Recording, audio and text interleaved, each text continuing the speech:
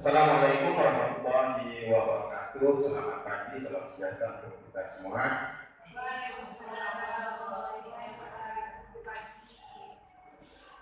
Yang berbahagia Bapak Ibu Dewan Guru, alhamdulillah pada kesempatan ini kita masih diberikan nikmat yang luar biasa untuk bisa berkumpul di ruangan ini dalam keadaan sehat walafiat. Pertama-tama saya ucapkan terima kasih kepada sekolah-sekolah yang telah memberikan izin untuk menempati ruangan ini untuk mengadakan diseminasi budaya positif. Mungkin Bapak Ibu sering mendengar tentang budaya positif. Tapi apakah itu budaya positif? Nanti disimpan dulu karena dijawab sekarang. Budaya positif.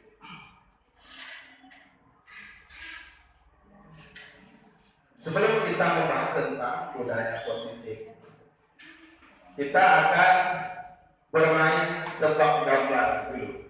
Jadi usahakan jangan sampai ada yang tegang, jangan sampai terlalu bagaimana Ibu, terlalu serius, tapi tetap serius ya. Jangan sampai pingsan. Untuk mencairkan suasana, kita bermain tebak gambar dulu. Siapa Pak Ibu? Oke. Di situ ada gambar. Nanti akan Ibu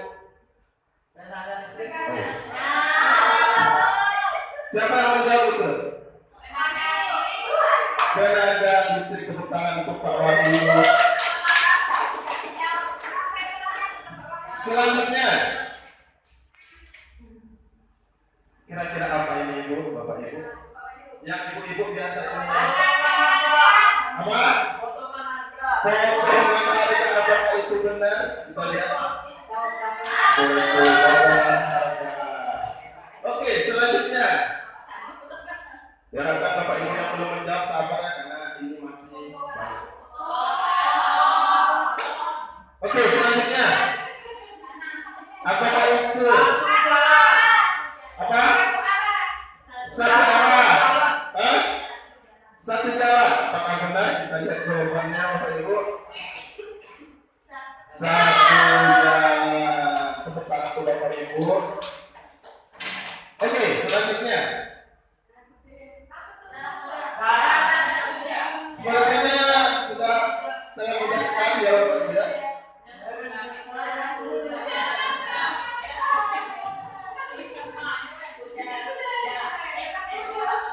Oke, selanjutnya.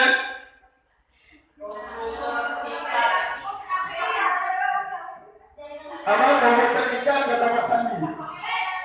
Komputer lele. Apakah itu benar? Komputer lele. Masih ada ya Bapak Ibu? Sekarang Bapak Ibu, apakah itu? Angkatan.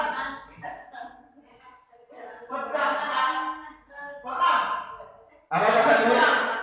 Angkatan perang.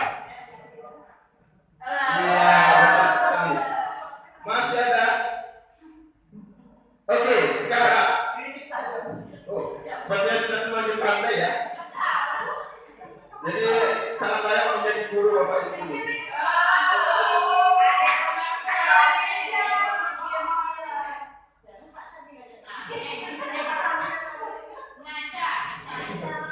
Aduh. Apa itu? Apa?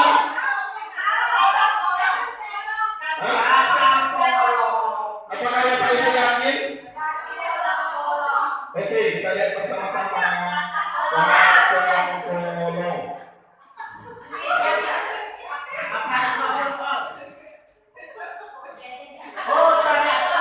Sepertinya sudah berakhir ya Bapak Ibu. Terima kasih. Ya, kalian di situ ada pocong tadi. Kacang polong. Oke.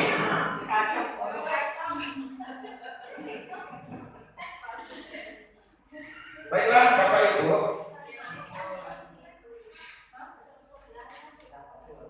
Oke, kita lanjut ya.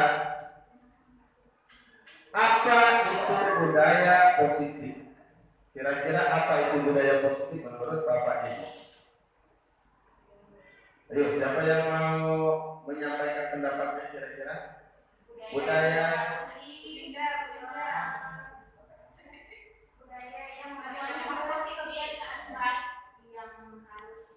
kebiasaan baik yang harus dilakukan. Ya, mari kita lihat bersama-sama Bapak Ibu. Perwujudan dari nilai-nilai atau keyakinan universal yang diterapkan di sekolah. Jadi ada nilai-nilai kebajikan Bapak Ibu yang kita anggap kita anggap baik bersama, itu dinamakan dengan nilai-nilai universal atau keyakinan universal.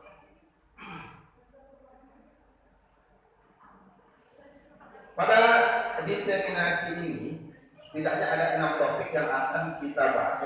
Yang pertama terkait disiplin positif, kemudian motivasi perilaku manusia, kebutuhan dasar manusia, keyakinan jelas, 5 posisi kontrol, kemudian yang terakhir segitiga restitusi. Itu merupakan bagian dari budaya positif. Oke, yang pertama terkait dengan disiplin positif. Disiplin positif yaitu penerapan disiplin yang bertujuan untuk menumbuhkan kesadaran serta memberdayakan anak untuk mandiri dan memiliki rasa tanggung jawab. Disiplin positif dilakukan supaya anak melakukan sesuatu bukan karena ditakut-takuti dengan hukuman, ancaman, atau karena dijanjikan sogokan atau hadiah. Itu yang dikatakan sebagai disiplin positif. Sebagai pendidik, tujuan kita adalah menciptakan murid yang memiliki disiplin diri sehingga mereka bisa berperilaku dengan mengacu pada nilai-nilai kebajikan universal dan memiliki motivasi intrinsik bukan ekstrinsik.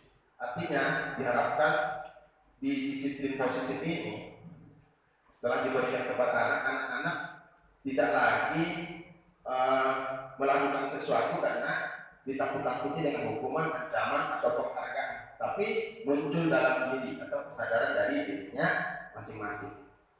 Itu terkait disiplin positif. Kemudian motivasi perilaku manusia. Dia dibahas dalam bukunya Constructing School Discipline menyatakan ada 3 motivasi perilaku manusia. Yang pertama untuk menghindari ketidaknyamanan atau hukuman. Itu motivasi perilaku manusia yang pertama. Yang kedua untuk mendapatkan imbalan atau penghargaan dari orang lain. Yang ketiga untuk menjadi orang yang mereka inginkan dan menghargai diri sendiri dengan nilai-nilai yang mereka percaya. Menurut Bapak Ibu, kira-kira perilaku siswa kita atau murid kita selama ini kira-kira yang ada di bagian mana Bapak Ibu? 1, 2, atau 3? Apakah untuk menghindari ketidaknyamanan atau hukuman, untuk mendapatkan imbalan atau penghargaan dari orang lain, atau untuk menjadi orang yang mereka inginkan dan menghargai diri sendiri dengan nilai-nilai yang mereka percaya? Kira-kira motivasi perilaku siswa kita selama ini ada di posisi yang mana, Bapak Ibu? 1 dan 2, mungkin gitu ya Bapak Ibu. 1 dan 2, mungkin ada sebagian kecil yang di posisi ke-3. Yang pertama untuk menghindari ketidaknyamanan atau hukuman. Itu sering kita temui pada murid kita. Mereka terkesan tidak mau berurusan dengan tata tertib. Itu merupakan perilaku, motivasi perilaku yang pertama. Yang kedua untuk mendapatkan imbalan atau penghargaan dari orang lain. Terkadang mereka lebih semangat kalau ada iming-imingnya, ada hadiah. Baiklah, yang bisa menjawab misalkan akan Bapak berikan permen, mereka cenderung semangat begitu. Kalau yang ketiga mungkin ada 1, 2 Bapak Ibu. Itu terkait motivasi perilaku manusia.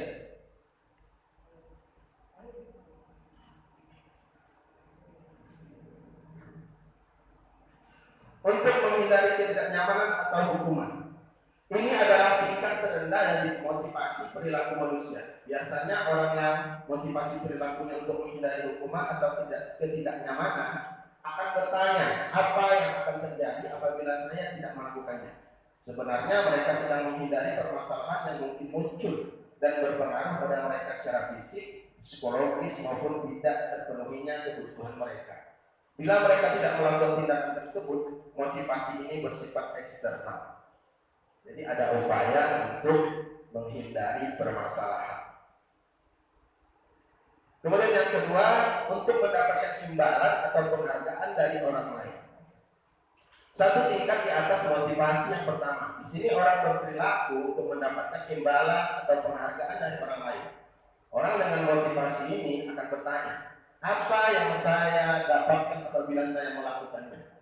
Mereka melakukan sebuah tindakan untuk mendapatkan pujian dari orang lain. Menurut mereka penting dan mereka letakkan dalam dunia berkualitas mereka. Mereka juga melakukan sesuatu untuk mendapatkan hadiah, pengakuan atau imbalan. Motivasi ini juga bersifat eksternal.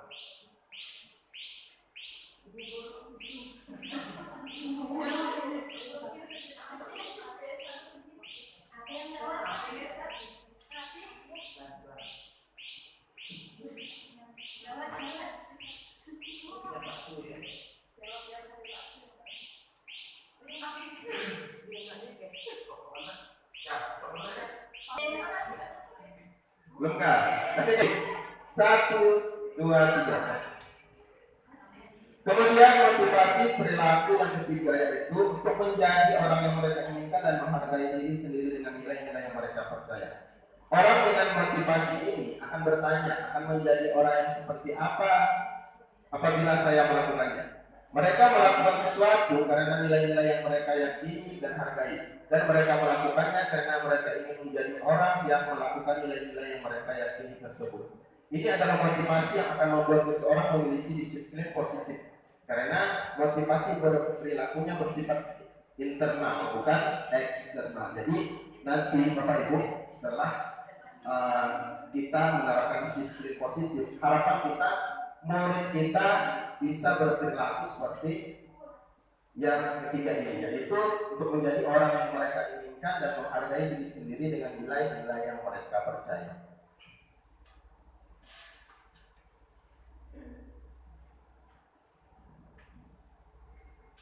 Yang selanjutnya ada hukuman, konsekuensi, dan restitusi. Hukuman bersifat tidak terencana atau tiba-tiba anak atau murid tidak tahu apa yang akan terjadi dan tidak dilibatkan. Hukuman bersifat satu arah dari pihak guru yang memberikan, dan murid hanya menerima suatu hukuman tanpa melalui suatu kesepakatan atau pengarahan dari pihak guru, baik sebelum atau sesudahnya.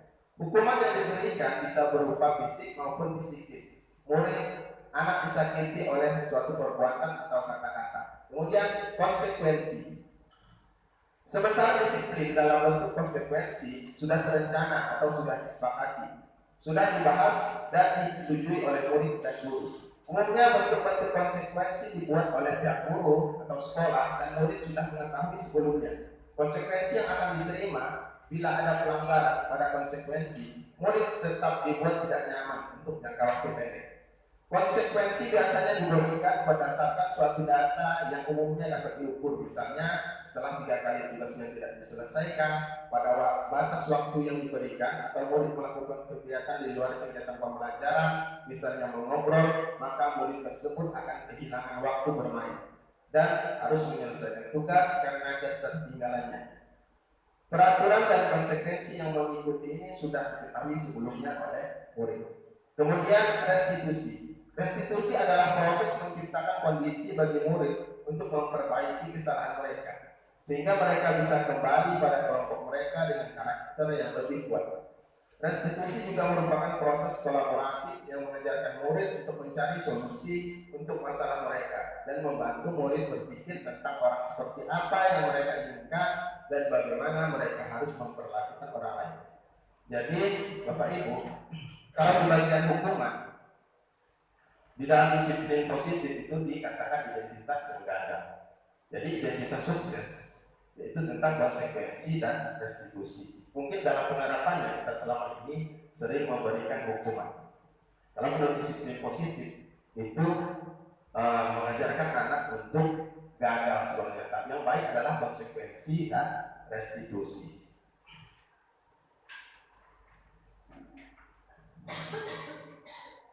Kemudian 5 kebutuhan dasar manusia, yaitu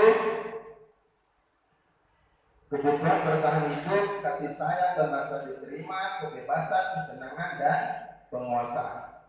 Seluruh tindakan manusia memiliki tujuan tertentu. Semua yang kita lakukan adalah usaha terbaik kita untuk mendapatkan apa yang kita inginkan. Ketika kita mendapatkan apa yang kita inginkan, sebetulnya saat itu kita sedang memenuhi satu atau lebih dari satu kebutuhan dasar kita. Ketika seorang murid melakukan suatu perbuatan yang bertentangan dengan nilai-nilai kebajikan atau melanggar peraturan, hal itu sebenarnya dikarenakan mereka gagal memenuhi kebutuhan dasar mereka. Sekarang ada pertanyaan pemantik, Bapak Ibu. Pertanyaan pemantik. Ibu Ambar, wali kelas 10A di SMA Pelita Jaya, sedang bingung menghadapi ulang salah satu murid di kelasnya. Doni, beberapa anak di kelas 10A telah datang padanya dan mengeluhkan Doni yang seringkali meminta bekal makan siang mereka dengan paksa. Jika Anda menghadapi situasi seperti itu, seperti Ibu Ambar, apa yang akan Anda lakukan?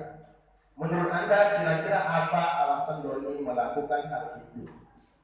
Oke, ini ada siswa yang bermasalah, Bapak Ibu.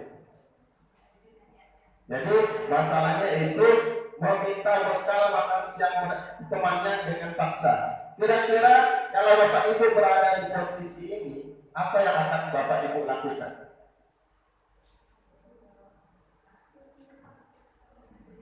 Atau kira-kira menurut Bapak Ibu,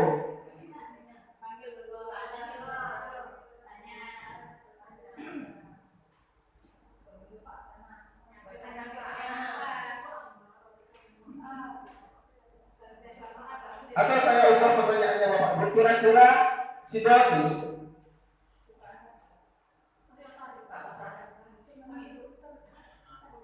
masyarakat Ibu, dan apa Ibu?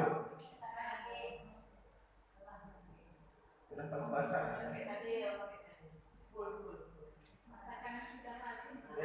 Oke, oh yang itu. Oke. Kira-kira perilaku Doni ini menunjukkan dia membutuhkan atau berada di kebutuhan dasar yang mana Bapak Ibu? Di antara 5 ini.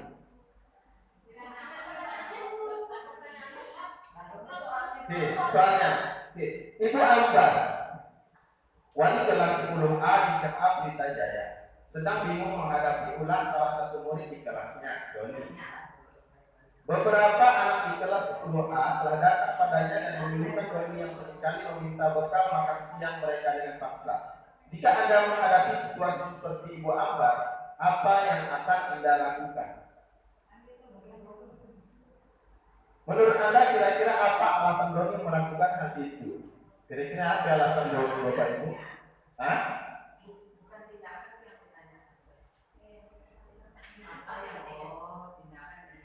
Iya. Menurut Anda kira-kira apa alasan Doni melakukan hal itu, Bapak Ibu?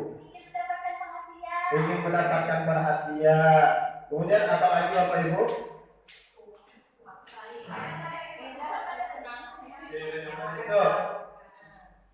Di sini ada 5 kebutuhan dasar manusia. Pertama, kebutuhan untuk bertahan hidup, kasih sayang dan rasa diterima, kebebasan, kesenangan, dan penguasaan. Kira-kira Doni memerlukan kebutuhan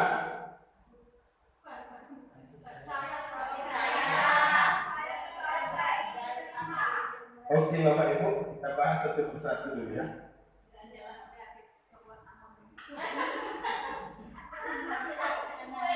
Kebutuhan bertahan hidup. Yang pertama terkait kebutuhan bertahan hidup. Kebutuhan bertahan hidup adalah kebutuhan yang bersifat fisiologis. Untuk bertahan hidup misalnya kesehatan, rumah, dan makanan. Kebutuhan biologis sebagai bagian dari proses produksi termasuk kebutuhan untuk tetap bertahan hidup. Komponen psikologis pada kebutuhan ini meliputi kebutuhan akan perasaan aman.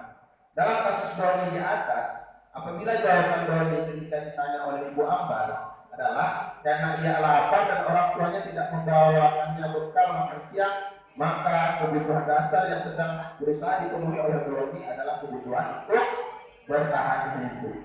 Jadi betul kata Bapak Ibu tadi.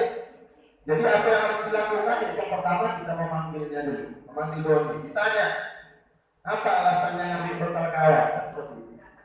Kalau jawabannya karena ia lapar dan ibunya tidak memberikan bekal, maka Doni memerlukan kebutuhan untuk bertahan hidup. Kemudian yang kedua, kasih sayang dan rasa diterima, kebutuhan untuk diterima. Kebutuhan ini dan tiga kebutuhan berikutnya adalah kebutuhan psikologis. Kebutuhan untuk disayangi dan diterima meliputi kebutuhan akan hubungan dan koneksi sosial. Kebutuhan untuk memberi dan menerima kasih sayang dan kebutuhan untuk merasa menjadi bagian dari suatu kelompok. Kebutuhan ini juga meliputi keinginan untuk tetap terhubung dengan orang lain, seperti teman, keluarga, pasangan hidup, teman kerja, binatang peliharaan, dan kelompok di mana kita tergabung. Anak-anak yang memiliki kebutuhan dasar kasih sayang dan rasa diterima yang tinggi biasanya ingin disukai dan diterima oleh lingkungannya. Mereka juga akrab dengan orang tuanya. Biasanya mereka belajar karena suka pada gurunya. Bagi mereka, teman sebaya sangatlah penting. Mereka juga biasanya suka bekerja dalam kelompok. Dalam kasus di atas, apabila Doni menjawab bahwa alasannya mengambil bekal temannya karena dia merasa senang temannya jadi memperhatikan dia, ketika temannya melaporkan tindakannya itu pada gurunya dan gurunya memberitahu orang tuanya sehingga orang tuanya menjadi memperhatikan dia, maka kebutuhan dasar yang sedang dipenuhi Doni adalah kebutuhan dan kasih sayang dan rasa diterima. Jadi si Doni ini ingin diperhatikan. Makanya Bapak Ibu kalau ada masalah anak ditanya dulu, jangan langsung dihukum. Pasti ada alasan. Kemudian yang ketiga, penguasaan, kebutuhan pengakuan atas kemampuan. Kebutuhan ini berhubungan dengan kekuatan untuk mencapai sesuatu, menjadi kompeten, menjadi terampil, diakui atas prestasi dan keterampilan kita, didengarkan dan memiliki rasa harga diri. Kebutuhan ini meliputi keinginan untuk dianggap berharga, bisa membuat perbedaan, bisa membuat pencapaian, kompeten, diakui, dihormati. Ini meliputi self-esteem dan keinginan untuk meninggalkan pengaruh. Anak-anak yang memiliki kebutuhan dasar akan penguasaan yang tinggi biasanya selalu ingin menjadi pemimpin. Mereka juga suka mengamati sebelum mencoba hal baru dan merasa kecewa bila mereka melakukan kesalahan. Mereka juga biasanya rapi dan sistematik dan selalu ingin mencapai yang terbaik. Dalam kasus di atas, apabila jawaban Doni adalah dia merasa hebat karena temannya jadi takut dengan dia dan menuruti keinginannya, maka sebetulnya Doni sedang berusaha memenuhi kebutuhan dasarnya akan kekuasaan. Kemudian kebebasan. Kebutuhan akan pilihan. Kebutuhan untuk bebas adalah kebutuhan akan kemandirian, otonomi, memiliki pilihan dan mampu menjalankan arah hidup seseorang. Anak-anak dengan kebutuhan kebebasan yang tinggi menginginkan pilihan. Mereka perlu banyak bergerak, suka mencoba-coba, tidak terlalu berpengaruh orang lain, dan senang mencoba hal baru dan menarik. Bila jawaban Doni dalam kasus di atas adalah bahwa dia merasa bosan dengan bekal makanan yang dibawakan ibunya dari rumah, karena ibunya selalu membawakan bekal yang sama. Oleh karena itu dia ingin mencoba makanan teman-temannya yang beraneka ragam, maka Doni sedang berusaha memenuhi kebutuhannya akan kebebasan. Selanjutnya yaitu kesenangan, kebutuhan untuk merasa senang. Kebutuhan akan kesenangan adalah kebutuhan untuk mencari kesenangan, bermain dan tertawa. Bayangkan hidup tanpa kenikmatan apapun betapa menyedihkan.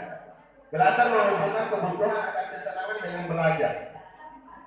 Semua hewan dengan tingkat intelijensi tinggi, anjing, lumba-lumba, primata dan lain-lain bermain saat mereka bermain. Mereka mempelajari keterampilan hidup yang penting. Manusia tidak berbeda. Anak-anak dengan kebutuhan dasar kesenangan yang tinggi biasanya ingin menikmati apa yang dilakukan. Mereka juga berkonsentrasi tinggi saat mengerjakan hal yang disenangi. Mereka suka permainan dan suka mengoleksi barang, suka bergurau, suka melucu, dan juga mengemaskan. Bahkan saat mereka bertingkah laku buruk, mereka masih terlihat lucu.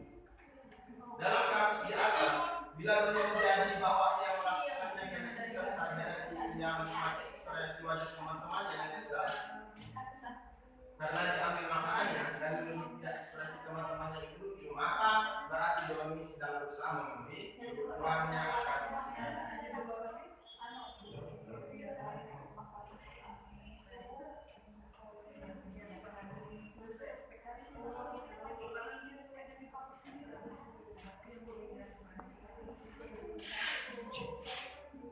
Tiga. Oke, silakan Bu Yesi. Yang selanjutnya Bapak Ibu yaitu tentang keyakinan kelas. Keyakinan kelas. Bapak Ibu, apakah sudah pernah membuat keyakinan kelas dengan murid-muridnya? Ya, silakan. Pernah membuat keyakinan kelas Bapak Ibu? Bagaimana kelas?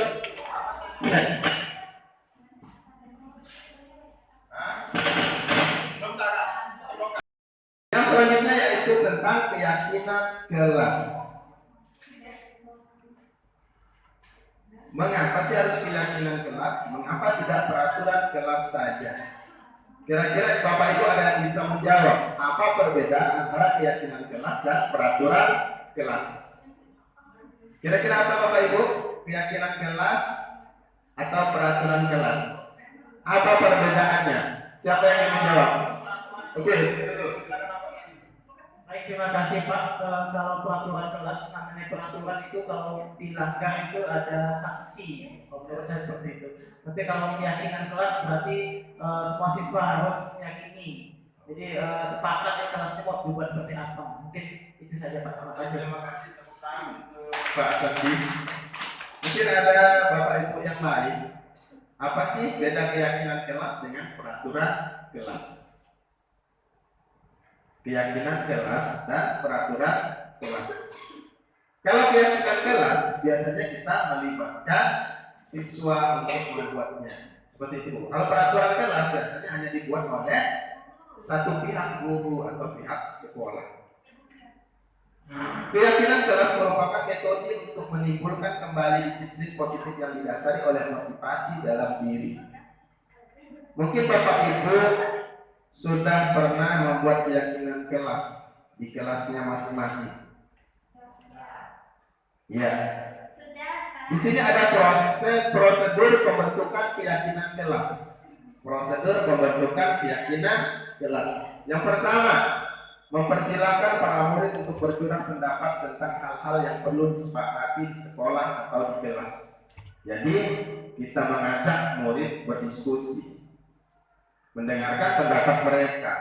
Contohnya, apa sih yang akan kita sepakati di kelas ini agar kelas kita menjadi kelas yang kita inginkan, kita idam-idamkan. Kemudian yang kedua, mencatat semua masukan para murid. Setelah tadi bercurah pendapat, masukan murid itu dicatat.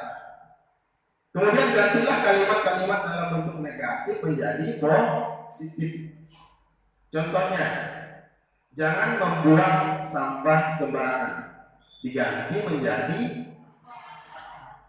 jagalah kebersihan. Kemudian yang lainnya apa lagi kira-kira Bapak Ibu? Tadi jangan membuang sampah di tempat sembarangan atau sembarangan, kita ganti menjadi jagalah kebersihan. Kemudian tinjau kembali daftar curah pendapat yang sudah dicatat. Tinjau ulang keyakinan sekolah atau kelas secara bersama-sama. Mungkin dari sekian banyak murid ada pendapat yang sama. Nanti kita kelompokkan Bapak Ibu, ditinjau kembali. Ada yang sama, kita jadikan satu, dikelompokkan. Kemudian menyetujuinya dengan menandatangani keyakinan sekolah atau kelas tersebut, termasuk guru dan semua murid. Jadi ditandatangani oleh semua murid. Jadi mereka dengan sadar nanti akan mau melaksanakannya karena sudah menjadi kesepakatan atau keyakinan kelas. Kemudian keyakinan sekolah atau kelas selanjutnya bisa dilekatkan di dinding kelas di tempat yang mudah dilihat semua warga kelas. Itu prosedur pembentukan keyakinan kelas. Kemudian 5 posisi kontrol.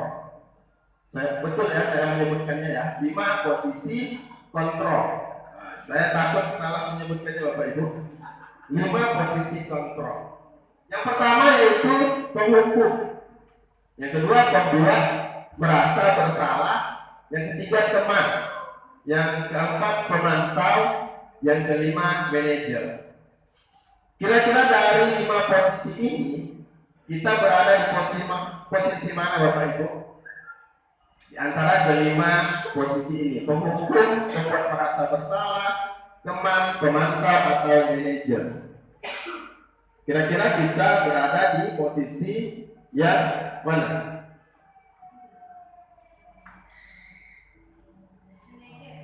Manajer, kata Bu Yesi. Ya, mungkin Bu Yesi sudah berada di posisi manajer.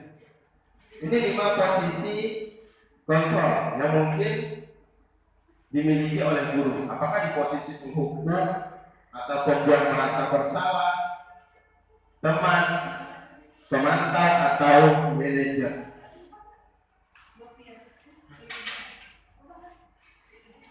Untuk lebih jelasnya kita saksikan video ini Bapak Ibu terkait 5 posisi kontrol. Nanti akan terjawab kita berada di posisi mana.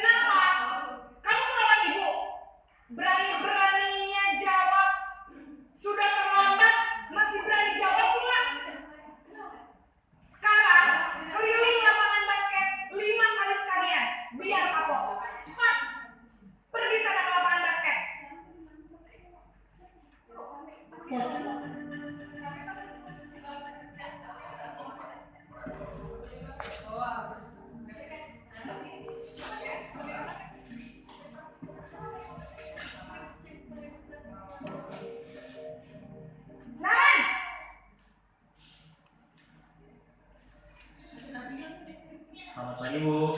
Naren, kamu kenapa terlambat lagi, nak? Ya, Naren, kamu senang ya bikin ibu susah ya?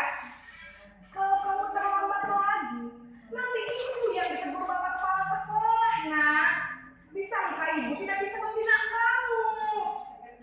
Duh, gimana ini? Maaf, Bu.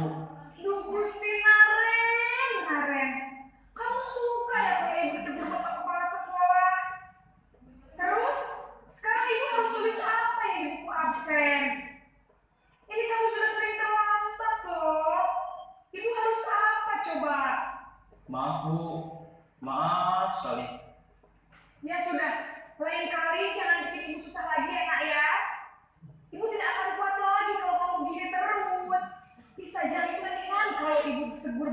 sekolah. Sana cepat kelas. Maaf ya Bu, maaf sekali.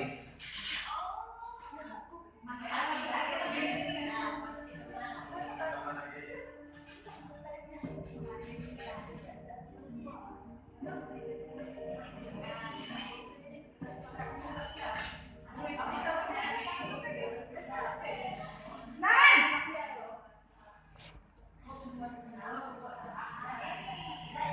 Selamat pagi Bu. wah, sudah jam berapa ini nak? Terlambat lagi ya sayang. Bu, saya lupa bawa ikan saya Bu.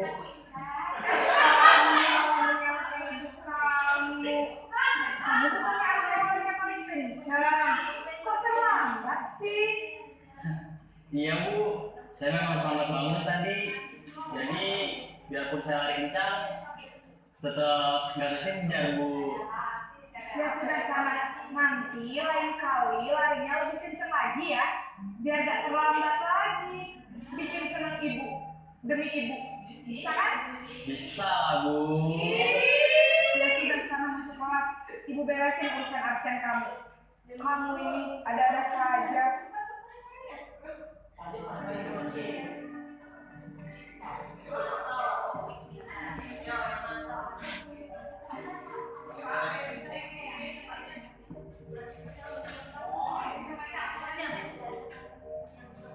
Naren!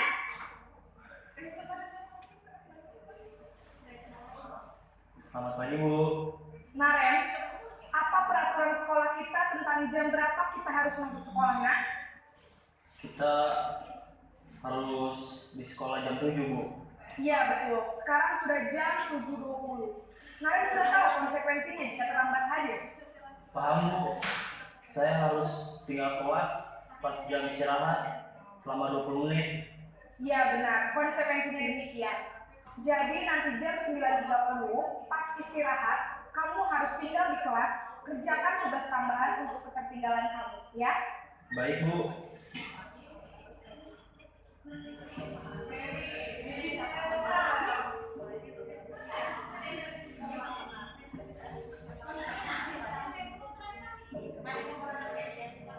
Naren!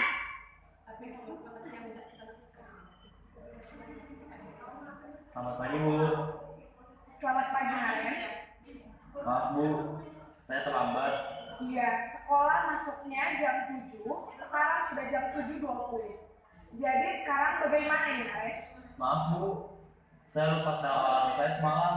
Baiklah, menurut kamu, keyakinan sekolah yang mana yang perlu kamu tingkatkan? Menghargai diri sendiri dan orang lain mungkin ya Bu. Setuju. Jadi, apakah Naren meyakini prinsip saling menghormati tersebut? Iya Bu, saya meyakininya. Apakah Naren bersedia memperbaiki masalah keterlambatan ini? Bersedia Bu. Bagaimana kamu akan perbaiki masalah keterlambatan ini? Saya akan coba untuk tidak lupa menyetel alarm saya Bu. Baik, kalau Naren komputer alat di rumah, ada orang yang kira-kira bisa bantu mengingatkan tidak? Ada Bu, kakak saya, Kak Emma. Ada lagi selain Kak Emma? Selain Kak Emma, ada ibu saya. Baik, jadi yang mengingatkan Naren adalah Kak Emma dan ibu kamu ya? Kira-kira akan mulai start alarm kapan nih Naren? Setelah pulang sekolah, akan segera saya lakukan. Baik, jadi Naren akan setel alarm untuk bangun besok pagi dan akan diingatkan oleh kakak dan ibunda Naren ya. Ada lagi yang perlu dilakukan Naren agar tidak terlambat bangun lagi. Tidak ada Bu. Baik Naren, terima kasih untuk kerjasama kamu. Sekarang kamu perlu kembali ke kelas untuk belajar. Baik Bu, terima kasih.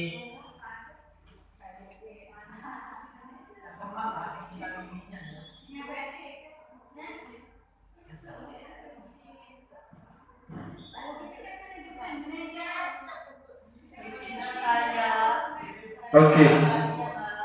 Bagaimana Bapak Ibu setelah menyaksikan video tadi, kira-kira posisi mana yang terkesan lebih efektif? Hah? Posisi yang mana? Tentunya kita mengharapkan posisi sebagai seorang manajer. Di sini ada dampak posisi kontrol pada murid.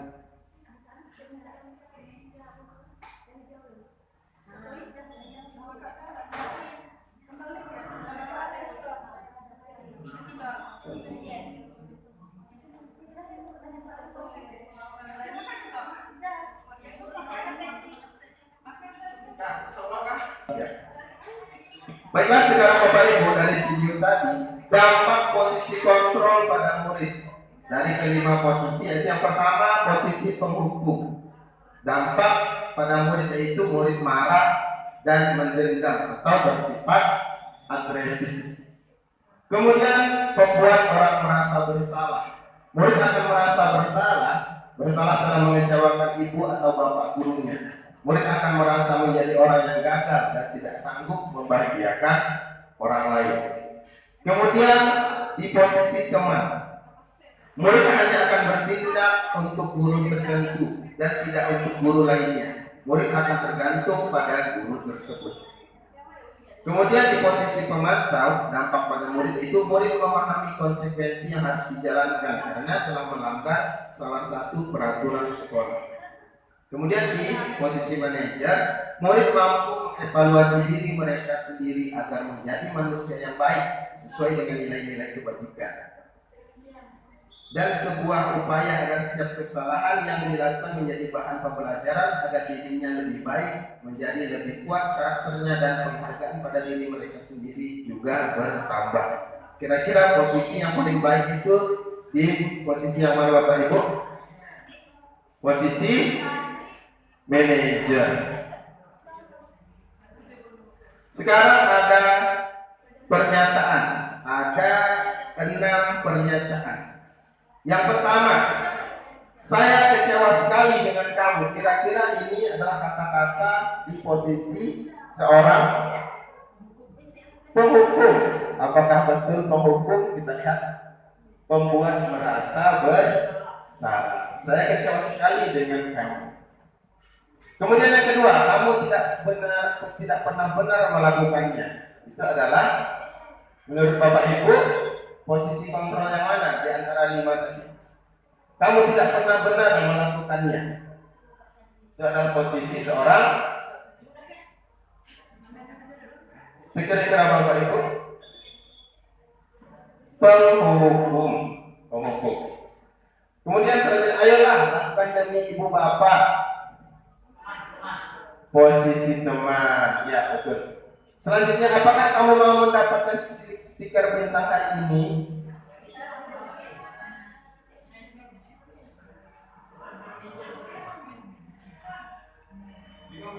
Mantap. Kemudian selanjutnya, bagaimana kamu bisa menyelesaikan masalah ini? Posisi manajer. Ya. Kemudian yang terakhir, kamu selalu yang paling akhir. Membuat merasa bersalah, maka benar yaitu posisi penghukum. Itu 5 posisi kontrol tadi. Kemudian yang terakhir yaitu segitiga restitusi. Segitiga restitusi adalah proses menciptakan kondisi bagi peserta didik untuk memperbaiki kesalahan mereka sehingga mereka bisa kembali pada kelompok mereka dengan karakter yang lebih kuat. Segitiga restitusi bisa juga dikatakan sebagai suatu proses dialog yang dilakukan oleh guru atau orang tua bersama anak agar dapat menghasilkan anak yang mandiri dan Bapak Ibu. Sekarang kita akan menyaksikan video tentang segitiga restitusi.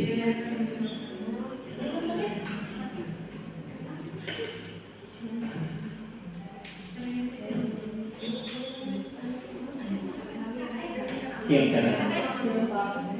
Sudah lama nggak ketemu Sarah? Kenapa hari ini ada di sini? Kesel Pak, kesel banget. Masa aku dikatain tukang fitnah Pak? Ya aku marah lah. Aku balik katain Eka di depan kelas. Kesel banget. Oh begitu. Ya pasti kamu marah dan kesal. Bapak juga akan marah apabila ada yang menuduh Bapak seperti itu. Kemudian pada saat itu kamu melakukan apa? Ya saya langsung ngatain Eka lah Pak. Gak banget, saya bentak-bentak dia depan teman-teman lain. Oh begitu. Pasti kamu melakukan seperti itu karena suatu alasan tertentu kan? Iya lah, masa saya diam saja Pak. Ya saya bela diri lah. Masa saya dituduh tukang fitnah? Ya wajar lah. Mempertahankan harga diri itu sesuatu yang penting buat kamu. Untung kamu tidak bertindak lebih gegabah lagi, hanya membentak-bentak. Iya Pak. Untung saya masih bersabar dan hanya membentak saja. Sudah gemes padahal, saya pasti bela diri lah. Ya pasti ya. Tapi kamu memilih untuk tetap bertahan dan bersabar. Kamu memilih untuk tidak berbuat lebih parah lagi, bukan? Iya. Nah, sekarang coba kita lihat lagi tindakan kamu yang bentak-bentak Eka di kelas. Tindakan kamu itu kira-kira sesuai dengan keyakinan kelas atau prinsip kamu tidak? Enggak lah Pak. Capek Pak jadi pemarah. Jadi keyakinan atau prinsip mana yang kurang sesuai dengan keinginan kamu? Ya, saya sebenarnya sangat menghargai orang lain. Mungkin saat itu saya menjadi emosi, jadi tidak menunjukkan sikap itu. Kamu meyakini tidak? Menghargai orang lain itu penting buat kamu. Yakinlah Pak. Iya, setuju. Kita harus saling menghargai. Namun, ada juga keyakinan yang kita sepakati yang perlu kita jalankan apabila kita sedang marah, bukan? Ya saya bisa lebih proaktif, mulai dengan diri sendiri.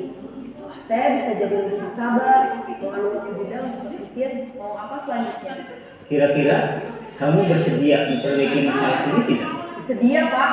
Kalau kamu memperbaiki masalah ini, kamu akan menjadi orang seperti apa? Saya akan menjadi orang yang bertanggung jawab kali ya Pak. Dan senantiasa proaktif. Iya, menurut kamu bagaimana rasanya menjadi orang seperti itu? Ya nyaman lah, bangga bisa bersabar dan tahan diri. Baiklah kalau begitu. Yuk kita pikirkan bagaimana memperbaiki masalah ini.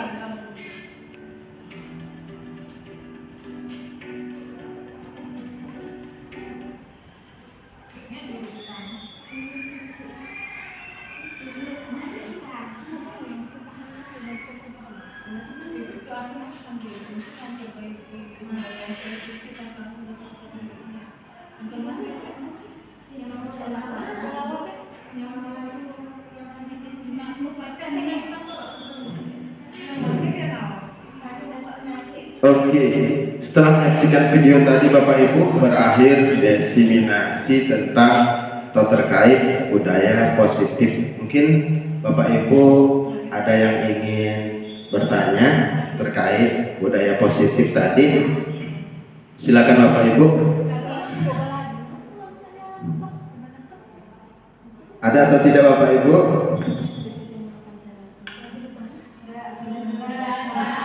Oke, kalau sudah jelas, baiklah Bapak Ibu, kita akhiri kegiatan ini dengan bersama-sama membaca hamdalah, alhamdulillah. Dan mudah-mudahan di semester depan pada awal tahun pelajaran kita bisa bersama-sama menerapkan budaya positif di sekolah kita agar tercipta lingkungan sekolah yang aman, nyaman, dan tentram. Demikian dari saya, mohon maaf apabila ada kata-kata yang salah. Saya akhiri. Assalamualaikum warahmatullahi wabarakatuh.